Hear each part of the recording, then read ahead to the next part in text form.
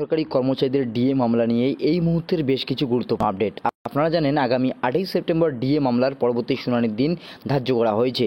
বিচারপতি সঞ্জয় কারোল এবং বিচারপতি প্রশান্ত কুমার মিশ্রের বেঞ্চে সোমবার দুপুর 2টা থেকে এই মামলার শুনানি হবে বলে জানা গিয়েছে। তবে এছাড়াও জানা গিয়েছে যে এই শুনানির জন্য প্রধান বিচারপতির বিশেষ অনুমতির প্রয়োজন রয়েছে। কারণ হচ্ছে যাতে বিচারপতি সঞ্জয় কারোল এবং বিচারপতি প্রশান্ত কুমার মিশ্রের বেঞ্চের নির্দিষ্ট সময়ে ডিএ মামলার শুনানির জন্য ওঠে। সেই কারণেই কিন্তু আগে থেকেই প্রধান বিচারপতির কাছে অনুমতি চাওয়া হয়েছে এবং বিশেষ অনুমতির ফলে 8ই সেপ্টেম্বর অন্য কোনো মামলা ওই আদালতে নিবন্ধিত হবে না। এর দ্বারা ডিএ মামলাটি ওই দিন বেঞ্চে নিশ্চিতভাবেই শুনানি হবে বলে জানা গিয়েছে। তার জন্য কিন্তু অবশ্যই প্রধান বিচারপতির সবুজ সংকেতের প্রয়োজন। এছাড়াও জানা গিয়েছে রাজ্যের আইনজীবী কপিল সিব্বাল একটি 62 পাতার লিখিত যুক্তি শীর্ষ আদালতে জমা দিয়েছেন। সেই 62 পাতার লিখিত যুক্তির মধ্যে হলো ভারতের যুক্তরাষ্ট্রীয় কাঠামো অনুযায়ী কোন রাজ্যের সরকার কেন্দ্রীয় হারে ডিএ প্রদান করতে আইনতভাবে বাধ্য নয়। কলকাতা হাইকোর্ট রাজ্যকে কেন্দ্রীয় সরকারের ফর্মুলা অনুযায়ী ডিএ দেওয়ার নির্দেশ দেয়নি বলে উল্লেখ করা হয়েছে সেই যুক্তিতে।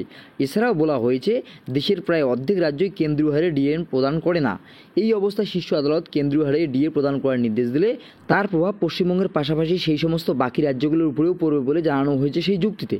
এছাড়াও আগামী সোমবার অর্থাৎ 8ই সেপ্টেম্বর ডিএ মামলার যে পরবর্তী শুনানি রয়েছে সেই শুনানিতে কিন্তু রাজ্যের হয়ে সওয়াল করবেন আইনজীবী অভিষেক মনু সিংভি এবং কপিল সিব্বাল। এর আগের শুনানিতে কপিল সিব্বাল জানিয়েছেন যে এই মামলায় সওয়াল করার জন্য ওনার আরও 2 দিন সময় চাই। এই জন্যই কিন্তু এই মামলার শুনানির দিন পরবর্তী দিন ধার্য করা হয়েছে এবং 8ই সেপ্টেম্বর এই শুনানির দিন ধার্য করা হয়েছে। সেক্ষেত্রে প্রধান বিচারপতির সবুজ সংকেত পাওয়ার পর আগামী 8ই সেপ্টেম্বর কোর্ট নাম্বার 11-তে বিচারপতি সঞ্জয় কারোল এবং বিচারপতি প্রশান্ত কুমার মিশ্রের বেঞ্চে এই দীর্ঘ প্রতীক্ষিত মামলা ডিএ মামলাটি কিন্তু শুনানির জন্য উঠতে চলেছে এবং দুপুর 2টার সময় এই মামলার শুনানি কিন্তু শুরু হবে এবং এই মামলাটি আগের মতোই পার্ট হার্ট ম্যাটার হিসেবেই কিন্তু রয়েছে। সেক্ষেত্রে কিন্তু আগামী 8ই সেপ্টেম্বর এই ডিএ নিয়ে বিরাট গুরুত্বপূর্ণ দিন হতে চলেছে রাজ্য সরকারি কর্মচারীদের। ওই দিনেই কিন্তু একটা বড় সিদ্ধান্ত উঠে আসতে পারে।